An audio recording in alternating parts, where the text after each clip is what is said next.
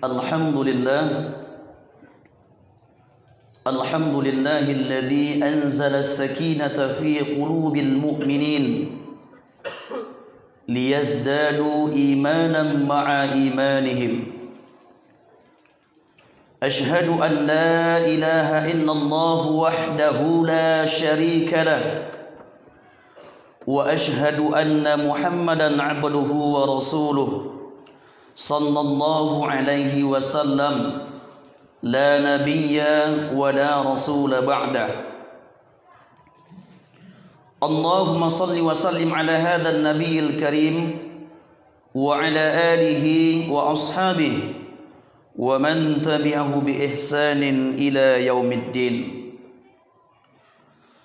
Faya ayyuhal hadirun rahimakumullah, inni usikum wa iyyaya bittaqwallah faqad fazal muttaqun.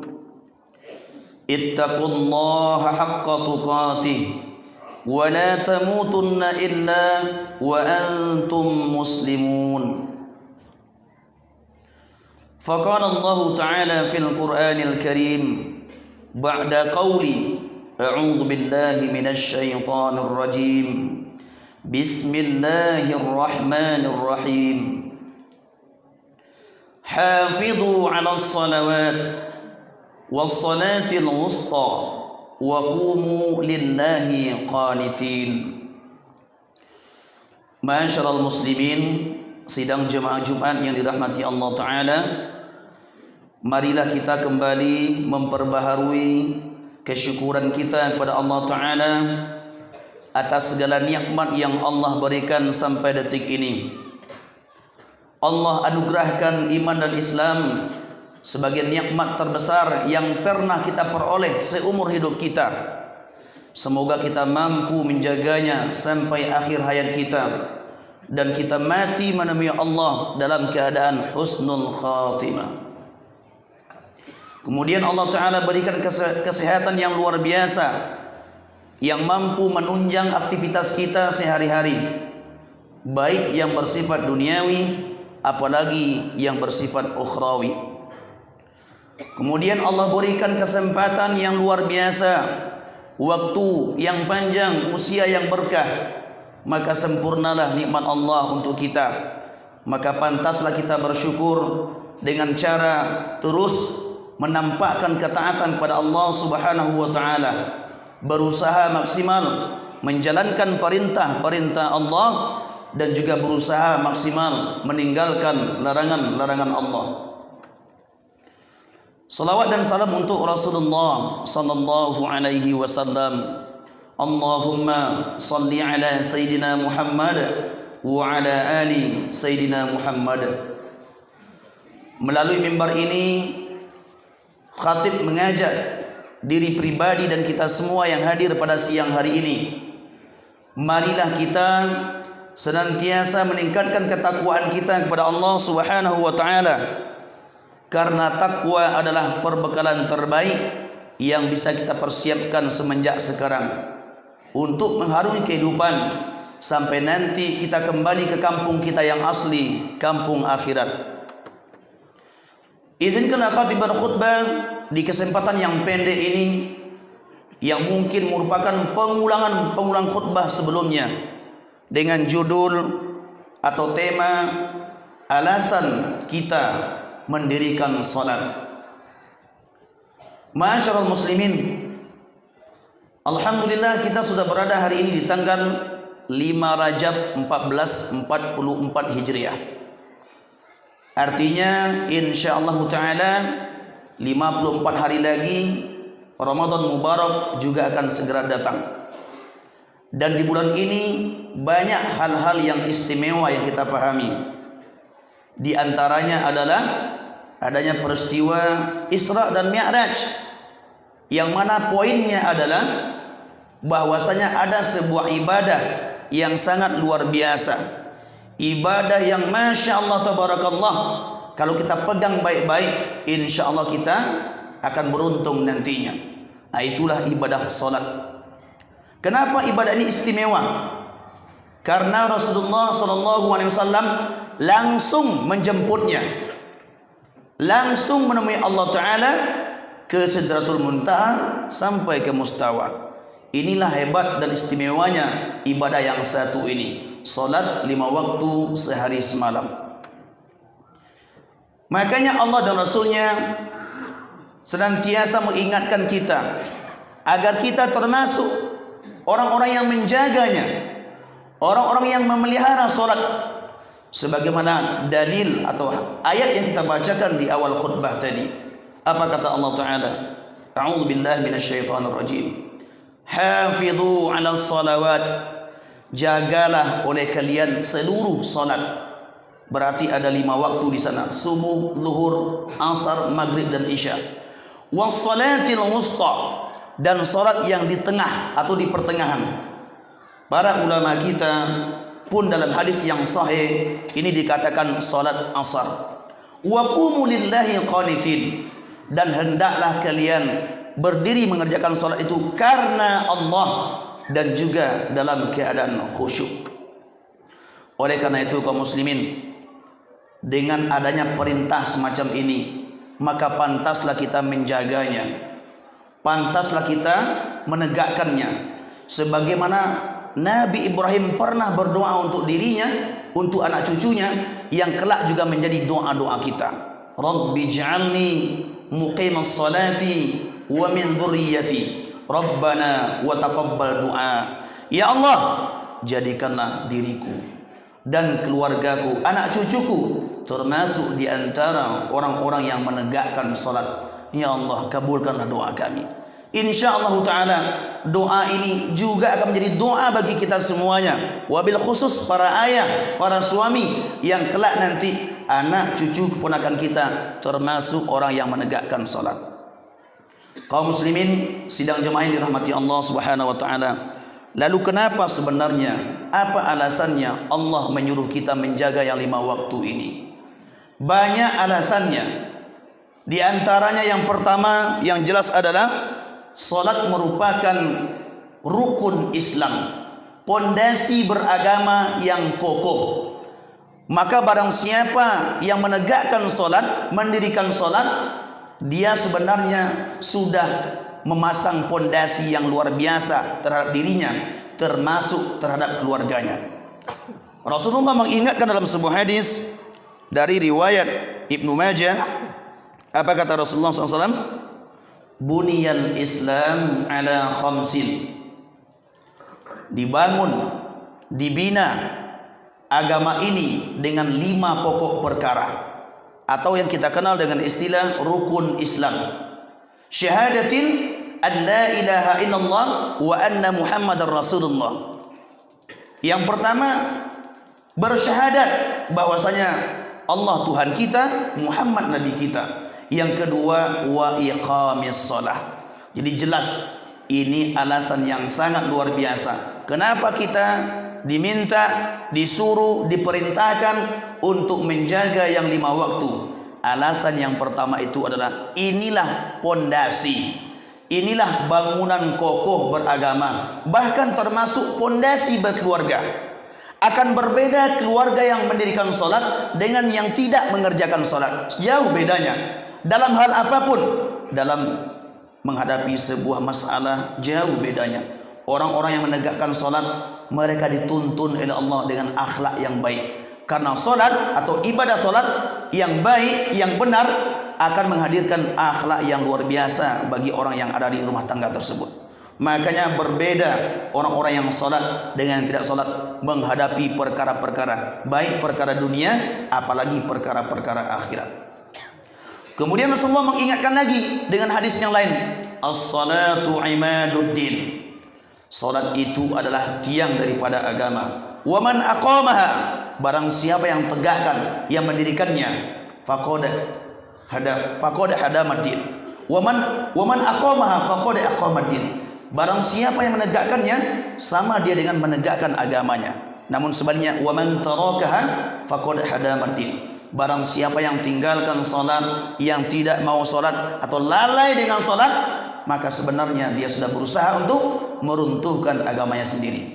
Inilah kaum muslimin alasan yang pertama kenapa kita senantiasa menegakkan salat 5 waktu sehari semalam. Kaum muslimin sidang jamaah yang dirahmati Allah Subhanahu wa taala. Yang kedua alasannya adalah salat ini merupakan pembeda atau pemisah antara seorang muslim dengan orang-orang kafir. Pemisah yang nyata antara kita dengan orang kafir adalah salat. Sebagaimana Rasulullah ingatkan dalam hadis riwayat Muslim dari Jabir radhiyallahu padanya, qala sami'tu Rasulullah sallallahu alaihi wasallam yaqul inna bainar rajuli wa bainas syirki wal kufri tarkus salat. Sesungguhnya pemisah, pembatas antara seorang muslim dengan orang-orang musyrik dan orang-orang kafir adalah ketika mereka meninggalkan salat. Maka para ayah, maka para mama, para suami, mari kita pastikan diri kita, istri kita, anak-anak kita, cucu dan ponakan kita, mereka termasuk orang-orang yang menegakkan salat, agar mampu kita, agar bisa kita bedakan antara kita dengan kaum kufar atau orang-orang non-muslim. Karena ini merupakan termasuk pemisah antara kita dengan orang-orang kafir. Kaum muslimin sidang jamaah Jumat yang dirahmati Allah Subhanahu wa taala, berikutnya alasan yang ketiga adalah inilah amalan yang utama plus amalan yang pertama nantinya yang akan Allah hisab di akhirat. Allah tidak akan pernah hisab pertama kali berapa kali bapak-bapak kaum muslimin haji, atau berapa kali bapak kaum muslimin umroh, atau mungkin kita bersedekah, berinfak, berwakaf, bahkan berzakat miliaran rupiah. Bukan itu yang pertama yang Allah hisab kaum muslimin. Tetapi yang pertama Allah hisab adalah perkara ini, perkara yang luar biasa, salat. Makanya mari kita pastikan ini juga termasuk yang kita jaga seperti yang disampaikan tadi. Karena Rasulullah mengingatkan kita tentang luar biasanya amal ini. Amal yang pertama kali Allah hisab, Allah periksa. Apa kata Allah Ta'ala? Inna awwala ma yuhasabu bihil abdu yaumal qiyamah min amalihi salatu. Sesungguhnya amalan yang pertama kali nantinya yang Allah periksa terhadap diri seorang hamba di hari kiamat adalah perkara salatnya. Jadi jelas, tidak ada lagi alasan untuk tidak mendirikan salat. Iku pokok podang agama kita. Jangan merasa nanti yang penting saya berbuat baik, enggak apa-apa, enggak sholat. Na'udzubillah. Pernyataan seperti ini pernyataan orang-orang jahil, orang-orang sekuler, orang-orang liberal. Enggak penting kita sholat, yang penting baik hati. Na'udzubillah. Jelas ini perintah Allah. Sama seperti bodohnya mereka memahami perintah berhijab atau berjilbab. Jelas hijab jilbab itu dipakai, bukan perkara jilbab hati saja, tetapi ada pakaian yang melekat dalam tubuhnya, terutama para muslimah. Nah, itulah sebenarnya perintah Allah Ta'ala. Jadi jangan lagi kita kilah-kilahkan. Tidak penting sholat, tidak penting ini, yang penting itu baik, baik hati, suka memberi, suka begini dan begitu. Tidak. Tetapi ini jelas perintah wajib, ibadah mahdoh, rukun Islam yang kedua yang wajib kita jaga. Kaum muslimin sedang jamaah yang dirahmati Allah Ta'ala. Kemudian lanjutan hadisnya adalah fa in saluhan faqad aflaha wa anja. Jika salat kita baik di mata Allah Ta'ala, bagus nilainya, elok pelaksanaannya, sesuai dengan tuntunan, insya Allah kita menang dan beruntung. Mafhumnya jelas adalah masuk surga. Namun wa in fasadat faqad khaba wa khasira. Jika salat kita rusak, dikerjakan tanpa ilmu, sembarang saja, jelas ini khaba wa khasira. Sungguh kita telah gagal dan tidak beruntung. Mafhumnya jelas, orang-orang semacam ini tempat terbaiknya adalah neraka. Kaum muslimin, kita meyakini termasuk khatib, mungkin dahulu kita pernah jahiliyah, kita pernah meninggalkan salat di masa-masa muda dahulu. Itu benar adanya. Nah, bagaimana solusinya? Rasulullah mengingatkan, fa in taqasa min faridati syai. Kalau ada yang kurang-kurang di antara ibadah yang kita kerjakan, salat kita ini, maka kata Allah Ta'ala, unduru hal li abdi min tatawwu. Coba lihat, apakah ada hambaku tersebut mengerjakan ibadah-ibadah tatawwu'? Disinilah fungsinya ketika kita semuanya rajin mengerjakan solat sunnah. Maka bisa nanti solat sunnah ini menjadi penambal atau penumbuk bagi ibadah wajib atau solat wajib yang pernah kita lalaikan, yang pernah kita tinggalkan tempo hari. Makanya dapat kesimpulannya, bagaimana ketika kami sering meninggalkan solat wajib tempo dulu? Bagaimana solusinya? Silakan kita perbanyak solat sunnah. Minimal apa itu? Solat pengiring solat wajib. Ada solat rawatib yang kita kenal, 2 rakaat menjelang subuh, yang kita kenal juga dengan istilah solat fajar. 4 rakaat atau 2 rakaat menjelang zuhur, 2 rakaat menjelang setelah zuhur, 2 rakaat setelah maghrib, dan 2 rakaat setelah isya. Totalnya setidaknya 12 rakaat untuk yang sunnah muakkadah. Ini mampu nanti menambal, menumbuk apa yang pernah kita tinggalkan dahulu, yang kita tinggal dulu, yang bolong-bolong. Insya Allah ada manfaatnya. Tapi hati-hati kaum muslimin. Walaupun nanti kita rajin sholat sunnah seperti Idul Fitri, Idul Adha, atau maaf yang laki-laki ada sholat sunnah tapi tidak mengerjakan yang 5 waktu, nah, jangan bermimpi pula itu. Tidak ada manfaatnya sama sekali. Karena sholat sunnah walaupun ini Jumat wajib, tapi kalau hanya Jumat saja, jelas manfaatnya tidak seperti kita mengerjakan sholat fardu yang 5 waktu itu. Maka jagalah yang 5 waktu, perbanyaklah yang sunnah. Insya Allah nanti kita termasuk yang beruntung. Nan bolong-bolong yang lamu tuh, yang rusak-rusak tuh bisa sempurna insya Allah. Yang terakhir, apa alasannya kita mengerjakan sholat ini? Yang terakhir, dengan mendirikan sholat, maka mampu mencegah kita dari berbuat keji dan mungkarat. Allah juga ingatkan, aqimis shalah, innas salata tanha 'anil fahsya'i wal munkar. Kerjakanlah, dirikanlah, laksanakanlah solat. Sesungguhnya solat ini mampu mencegah kita dari berbuat keji dan mungkar. Makanya kaum muslimin, seandainya kita solatnya benar, bagus, akan tercermin nanti akhlak yang baik. Maka para pedagang kalau solatnya benar, mereka anti apa? Anti mengurangi timbangan. Nah, ini bagi yang berdagang. Orang-orang yang berdagang yang sholatnya benar, mereka tidak akan pernah mengurangi timbangan. Yang 1 kilo itu beratnya adalah 10 on, bukan 8 on atau 9 on. Mau kemana nanti kita cari?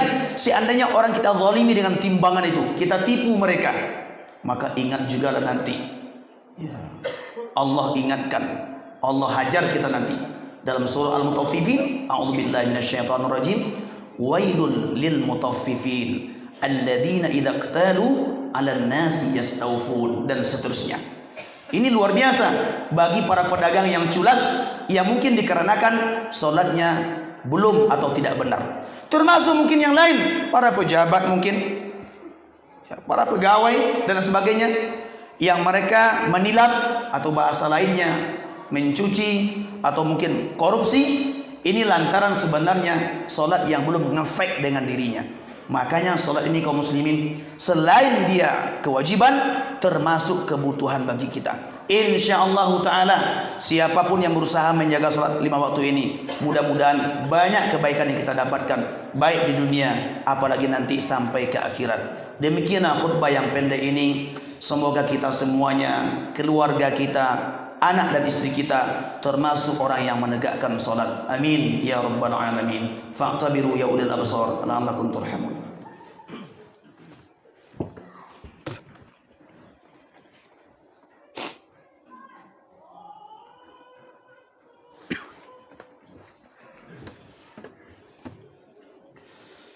Alhamdulillah hamdan katsiran kama amar.